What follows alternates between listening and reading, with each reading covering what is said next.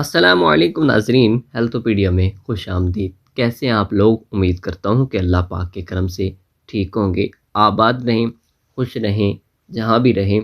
ناظرین، جب بھی آپ کسی حکیم کے پاس جاتے ہیں تو مسئلہ چل رہا ہے پیشاب کے بعد قطروں کا، یعنی پیشاب کے بعد قطرے آتے ہیں۔ جب پیشاب کر کے ہم اٹھتے ہیں تو بھی، اور جب چلتے ہیں تو بھی، جب بھی کوئی دھڑکن لگتی ہے تو ہمیں قطرے آنا شروع ہو جاتے ہیں، یعنی پیشاب کی نالی میں جو کچھ پیشاب وہ رکا ہوتا ہے، قطرے کچھ رکے ہوتے ہیں وہ آ جاتے ہیں۔ تو نمازی حضرات کے لیے یہ بہت ہی ٹینشن والی بات ہے۔ اس میں حکیموں کی روزی کہ آپ حکیم کے پاس جاتے ہیں، وہ کہتے ہیں جی مثانے میں گرمی ہے، معدے میں گرمی ہے، جگر میں گرمی ہے، تو اس کے لیے آپ کو میڈیسن دینا پڑے گی اور کچھ پھکیاں کھانا پڑیں گی، اس سے آپ نجات حاصل کر سکتے ہیں۔ اور ہماری یہ دین سے دوری ہے کہ ہم نے اس کو پڑھا ہی نہیں، ہم نے اس کی رہنمائی نہیں لی کہ آیا کہ یہ بیماری ہے یا نہیں۔ ناظرین، اس کو استبرا کہتے ہیں۔ استبرا کیا ہے؟ نوجوان لڑکے اور لڑکیاں ضرور پڑھیں۔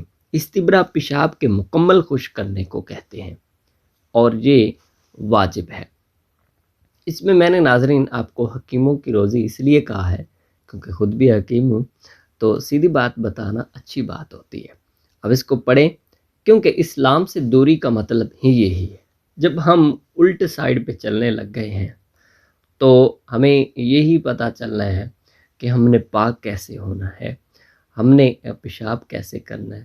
اسلام نے ہمیں ایک ایک چیز بتائی ہے، چاہے معاشیات ہو، چاہے آپ کی زندگی ہو، جو بھی سارا چیز دنیا میں اور آخرت میں جو آپ نے کر کے بھیجنا ہے وہ سارا اسلام نے بتایا ہے۔ حکمت ہمیں اسلام نے بتائی ہے، ڈاکٹری ہمیں اسلام نے بتائی ہے، زندگی گزارنا ہمیں اسلام نے بتائی ہے، کھانا پینا ہمیں اسلام نے بتایا ہے۔ وہ سب کچھ جو بھی دنیا کے اوپر چل رہا ہے وہ اسلام نے ہی ہمیں بتایا ہے۔ ناظرین، استبرا پیشاب کے مکمل خشک کرنے کو کہتے ہیں، یہ واجب ہے۔ اگر جو خواتین و حضرات، کیونکہ دونوں کے ساتھ یہ مسئلہ ہوتا ہے، پیشاب تو دونوں نے ہی کرنا ہوتا ہے اور قطرے دونوں کو ہی آتے ہیں، اور حکیموں کے پاس چلے جاتے ہیں، کچھ شرم کرتے ہیں کہ ایسی بات ہے تو وہ ٹینشن لے جاتے ہیں، وہ ٹینشن میں ہی پریشان رہتے ہیں۔ جس طرح نماز میں کوئی واجب چھوٹ جائے تو نماز سجدہ سہو کے بنا مکمل نہیں ہوتی، ایسا ہی اگر پیشاب کرنے کے بعد اس کو مکمل خشک نہ کیا جائے تو طہارت کامل نہیں ہوتی، طہارت کامل نہیں تو وضو کامل نہیں، وضو کامل نہیں تو نماز نہیں ہوتی۔ رسول اللہ صلی اللہ علیہ وآلہ وسلم نے فرمایا کہ میری امت کے اکثر لوگوں کی عبادتیں ان کی طہارت کی وجہ سے منہ پر دے ماری جائیں گی۔ ناظرین، رسول اللہ صلی اللہ علیہ وآلہ وسلم نے فرمایا کہ اکثر عذاب قبر پیشاب کی بے احتیاطی کی وجہ سے ہوگا۔ ناظرین، پرانے وقتوں میں لوگ پیشاب کو خشک کرنے کے لیے خشک مٹی استعمال کرتے تھے۔ آج کل 95% مرد و خواتین پیشاب بنا خشک کیے کھڑے ہو جاتے ہیں، جلد بازی کرتے ہیں یا اپنے آپ کو بہت شرمیلا سمجھتے ہیں اور شرم گاہ کو اچھی طرح صاف نہیں کرتے، یا پھر غلط خیالات میں گم رہتے ہیں، جس کی وجہ سے پیشاب کے بعد قطرات ہیں کی بیماری لگ جاتی ہے۔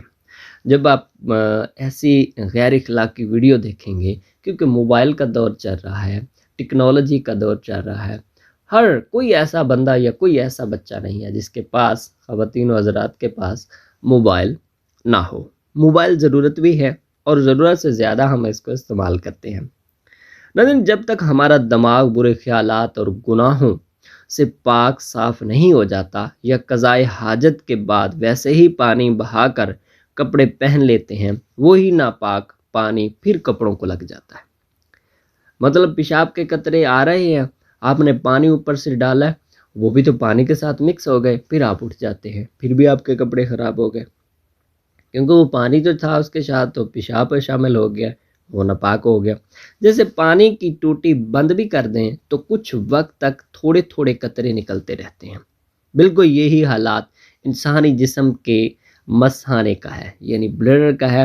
پیشاب کی نالی کے اندر کچھ قطرے رہ جاتے ہیں، جیسے ہی مرد یا عورت کھڑے ہوتے ہیں تو پیشاب کے قطرے جو نالی میں تھے باہر کی طرف آتے ہیں، لہٰذا جلد بازی نہ کریں، حاجت پوری ہونے کے فوراً بعد کھڑے نہ ہوں، بلکہ اس بات کا یقین کر لیں کہ آپ کا مثانہ مکمل طور پر خالی ہو چکا ہے، پھر اٹھنا ہے۔ اور ایک بات یاد رکھیں کہ نالی میں پھنسے قطرے نکالنے کے لیے یہ کام ضرور کریں۔ نمبر 1، مصنوعی طور پر جان بوجھ کر کھانسی کریں، کھنگورا ماریں، اس سے مسلز ریلیکس ہوں گے۔ نمبر 2 پہ ہے، اور بائیں پاؤں پر 2 سے 3 دفعہ زور دیں۔ نمبر 3 پہ ہے، پھر ٹیشو پیپر سے پیشاب خشک کریں یا پانی ہے اس سے خشک کریں۔ نمبر 4 پہ پھر اس کے بعد پانی استعمال کریں۔ نمبر 5، اور پھر دوبارہ ٹیشو استعمال کر لیں تو بہتر ہوگا، نہ کریں تو کوئی مذائقہ نہیں۔ ناظرین، اب جو پانی کپڑے کو لگے گا وہ ناپاک ہوگا۔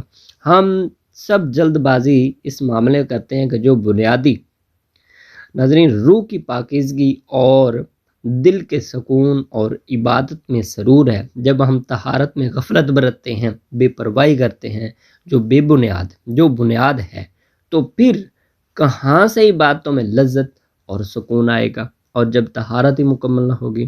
آج کے دور میں خشک مٹی کی جگہ سافٹ ٹیشو استعمال کیا جا سکتا ہے، اور علماء نے اس کو متبادل فرمایا ہے کہ اس سے پاکی حاصل کرنے میں مدد ملتی ہے، لیکن یاد رہے پانی کا استعمال لازمی ہے، صرف ٹیشو سے خشک کر لینا ٹھیک نہیں۔ ہاں، اگر کسی موقع پر پانی ہی نہ ہو، جیسے کہ بندہ سفر میں ہے اور پیشاب کی حاجت ہو جائے تو پانی بھی نہ ہو، اول تو مٹی کا استعمال کر لیا جائے جو کہ مسنون ہے۔ لیکن اگر موقع ایسا ہو کہ مٹی بھی میسر نہ ہو، جیسا کہ بندہ موٹر وے پر سفر کر رہا، تو ایسے حالت میں صرف ٹیشو بھی کافی ہے، لیکن استعمال اچھی طرح سے کیا جانا چاہیے، اور جب پانی مل جائے تو پانی سے بھی استنجا کر لینا چاہیے۔ اور اللہ تعالیٰ فرماتا ہے کہ اللہ خوب پاک ہونے والوں سے محبت فرماتا ہے۔ یہ آیت ان صحابہ کرام کے لیے ہے، ان کے لیے یہ استنجا اچھی طرح سے کیا کرتے تھے، یعنی وہ مٹی بھی استعمال کرتے تھے اور پانی بھی۔ اور یہی وجہ ہے کہ ہماری خواتین، بچے، مرد، عورت سب پریشانیوں میں مبتلا ہیں۔ جنات، شیاطین کے پیشاب کو بو اور میزش والے پانی کا ایک قطرہ بھی کافی ہوتا ہے، جس پر وہ سارا دن جادو پڑھ کر انسان کے کانوں میں پھونکتے ہیں اور ان کی روح اور دل کو بے قرار رکھتے ہیں۔ پھر دم دور کروانے کے لیے جی سایہ ہو گیا ہے، جی جادو ہو گیا ہے، اثرات ہو گئے، اولاد کو استنجا کرنے کا طریقہ بتائیں اور ان کو داخل ہونے اور نکلنے کا طریقہ بتائیں کہ آپ نے جب واش روم جانا ہے، لیٹرین میں جانا ہے تو آپ نے یہ دعا پڑھنی ہے، واپس آنا ہے تو یہ دعا پڑھنی ہے۔ جنات خود ہی نہیں آتے، بچوں کو کیا یاد کروائیں، خود کو ہی کچھ نہیں آتا۔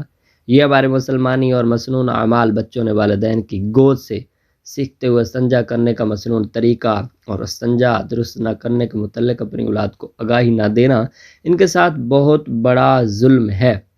لہٰذا خود بھی اس کو سمجھیں اور عمل کریں، اور اپنی اولاد کو بھی اس کے متعلق انفارمیشن دیجیے۔ اس طرح دیگر گناہوں کی اصل جڑ غصہ، کینہ، حسد اور بغض وغیرہ، ان سب کی جڑ کامل طہارت کا نہ ہونا ہے۔ ناظرین، یہ ایک صدقہ جاریہ ہے۔ ہم نے آپ کو جو بات بتائی ہے وہ حکمت کے حوالے سے بتائی ہے کہ جو پیشاب کے بعد قطرے آتے ہیں ان کا کیا رد عمل ہے، ان سے آپ کون سی چیزیں استعمال کر کے بچ سکتے ہیں۔ اپنی مکمل طہارت کے اور پیشاب کے قطروں سے بچنے کے لیے آپ یہ طریقے آزما سکتے ہیں۔ ناظرین، یہ بہت ہی اہم ٹاپک ہے، یہ جو مرد سن رہے ہیں یہ اپنی خواتین کو بتائیں، ان کو یہ، کیونکہ ہمارا حق ہے، پوچھا جائے گا کہ آپ کو اس عمل کا پتہ تھا، آپ نے نہیں بتایا۔ اصل بات تو یہی ہے۔ اور پھر بیماریاں، پھر ٹینشن، پھر ڈپریشن، انزائٹی، تو یہی باتیں بننی ہیں۔ پھر اس کو آپ لائک بھی کریں، شیئر بھی کریں اور صدقہ جاریہ سمجھ کے کریں۔ آپ کو یہ کوئی بات نہیں بتائے گا، حکیم کے پاس بھی جائیں گے تو وہ بھی نہیں بتائے گا، وہ اپنی دکانداری چلائے گا، آپ کو میڈیسن دے گا، پھر آپ کو بعد میں کہے گا جی یہ تو ہوتا رہتا ہے، یہ تو پیشاب کے بعد کچھ ایک آدھ قطرے آ جاتے ہیں۔ تو یہ کوئی حکیم بندے کا پتر ہوگا تو وہ آپ کو بتائے گا کہ ایسا مسئلہ ہوتا ہے۔ اور جو لڑکے ہیں اپنے نفس کو پکڑ کے اس کو یا وہ کھنگورا ماریں یا وہ کھانسی لیں، یعنی اس کو جو مسلز ہیں وہ ریلیکس ہوں، جو قطرہ یا کچھ ایسے پیشاب کے ذرے آپ کے نفس میں رہ گئے ہیں وہ باہر آ جائیں، تو پھر آپ اس سے پاک ہوں گے۔ جلد بازی نہ کیجیے، بہت ہی اہم ویڈیو ہے، لائک کریں، شیئر کریں، صدقہ جاریہ سمجھ کے۔ نیکسٹ ویڈیو کو لے پھر حاضر ہوتے ہیں، کمنٹس بھی دیجیے گا۔ السلام علیکم ورحمۃ اللہ وبرکاتہ۔